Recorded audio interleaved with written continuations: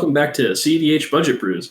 This is Timmy's channel here, and we're discussing questions from the Ask a Player Max Power Fundamentals questionnaire. Today's question comes from the user Euro, not like the card from Theros, but kind of like the card from Theros, just with an extra U on the end. Not the sandwich. No. Now I'm hungry. Anyways, their question is, although everyone is aiming to win, do CEDH players still strive to give everyone a fair shot and not just beat someone while they're down on their luck because it's the easiest? This is a great question. And it's a great question because the answer is not a simple yes or no, right? This is a nuanced thing.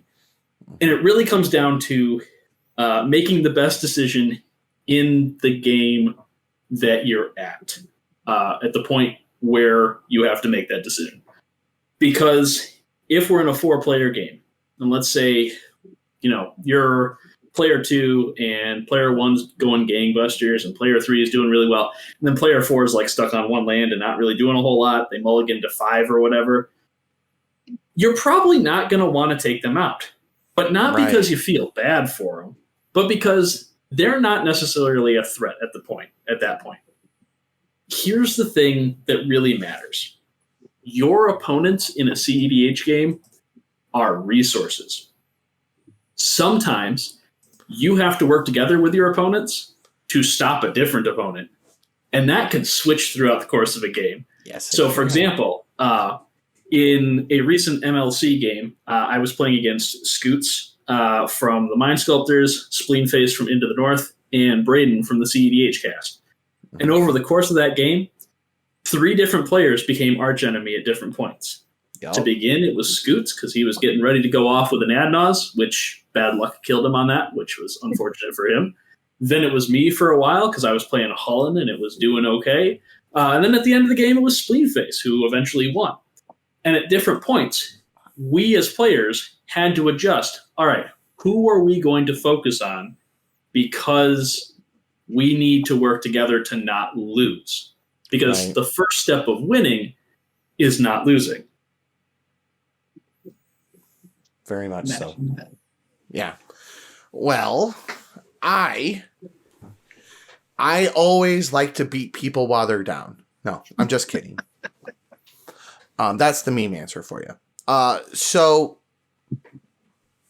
generally for me, unless I get laser focused and because maybe I'll plan my turn ahead and then be like, oh, I got to do this, and then kind of lose track of what had been going on while I was planning my turn. Sorry, Sean, if you hear this. It often happens to him because he deserved it. He knows. I'm attack Sean because he's on doing something scary, and then I need to knock his life down a little bit because he's about to Adnaz, even if he's not playing Adnaz. That's usually what happens. So I don't just attack a player while they're down. There's no advantage for me to just do that. Oftentimes, if I am targeting somebody, it is not because I am trying to get them out. I'm suppressing them. In fact, a good example is my last MLC game. I was on Opus Thief. I had mulled to 5, and it was a crap 5. I was on the fence about going to 4, but meh. And the whole game, Ian kept deflecting, watch out the scary Opus Thief player, the you know what I mean? The whole game. And it was well played. And he literally kept me out of the game the whole game with very minimal action on his part. And from a bystander, and don't worry, in game, I'm like, really? You got to kill my Timna the 3rd time when, Tavesh is about to ult or something. I'm like, really? He was just but the thing was I was the more controlling blue player at the deck in the pod. And I was literally down on cards. I was down on everything the whole game. And he kept it that way by suppressing me. And to a bystander who isn't really hip to what he's doing, it would look like he was targeting me. So I kind of followed a similar philosophy of, is it tactically to my advantage to target this person and target this thing? For example, a lot of times there might be like a graph digger's cage in play. It might be kind of hamstringing me a little bit, but if it's hamstringing my opponents more, I'm not going to answer it. You know, and it's not until the point where it's gonna really be my advantage, then I will start to interact and then target that person. It's kind of the same thing with like Timna draws is another big one. Like, I want cards, you are an open door, I'm coming knocking.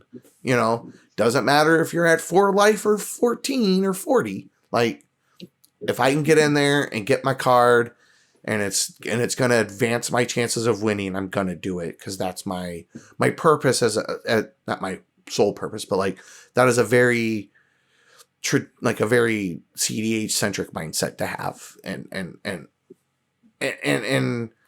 always playing with that intent as much as possible. What about you, Cricket? I definitely agree with all the points you've all made. I will add one thing on top of that is commander bias.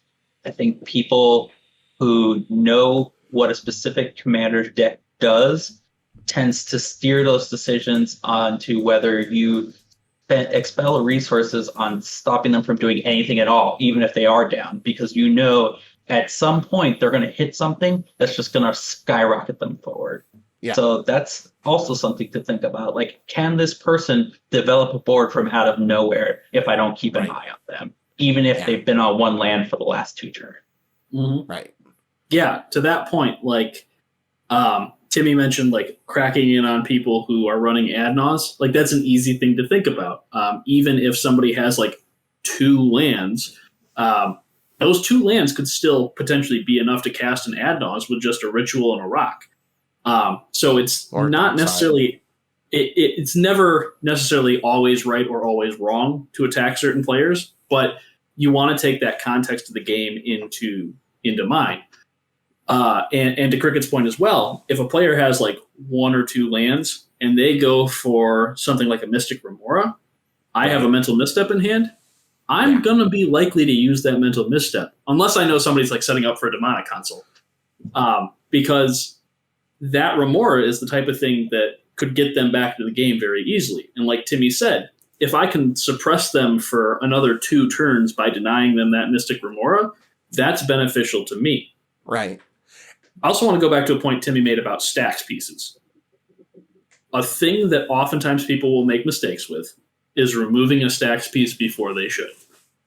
And Timmy's evaluation of, yes, this stacks piece hurts me, but does it hurt other people more, is a really important one that it takes a lot of practice to really internalize. I'm still not great at it.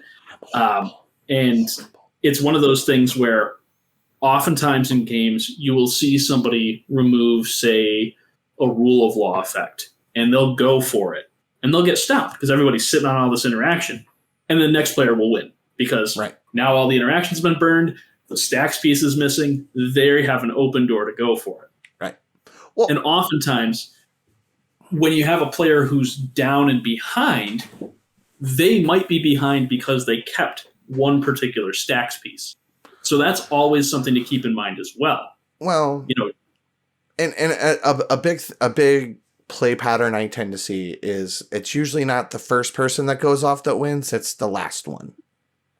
So keep that in mind when, just because somebody's behind, if you leave them alone long enough and everybody else just stops each other, they might be the last one to go off.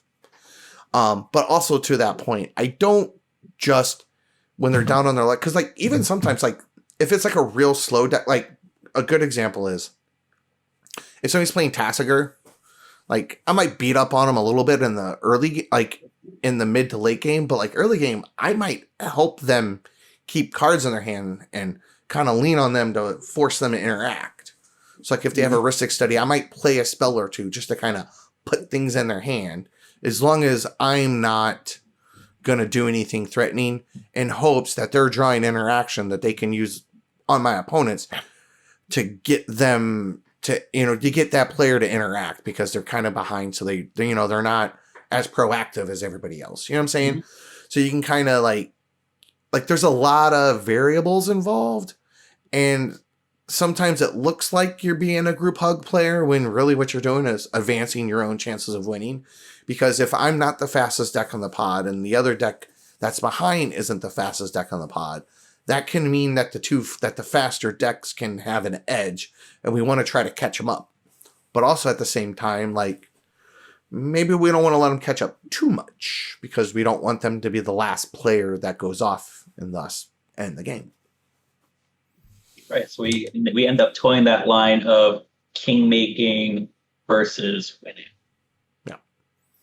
So one other important point about this, to wrap it all up, is at the end of the day, we are still playing with a group of people who we presumably want to play with in the future. And if you've got somebody who is just having a rough night, and they've mulled a 4 or 5 in every game so far, sometimes it's the appropriate play outside of the game and in a larger social sense to let somebody have their cake, right? If somebody's been beat up all night, maybe you don't want to focus on them quite as much.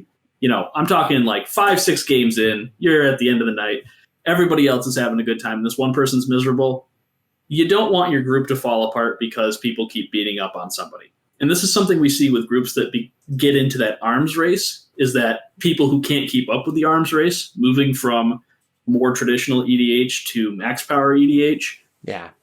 The people who can't keep up are always miserable. Right. You don't want people in your group to be miserable. Maybe that means everybody else is going to play a slightly underpowered deck for a game, and they're going to play something that's a little more powerful.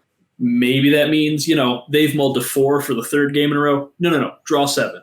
Something like that, right? Because we can be flexible and still have a good game without being jerks.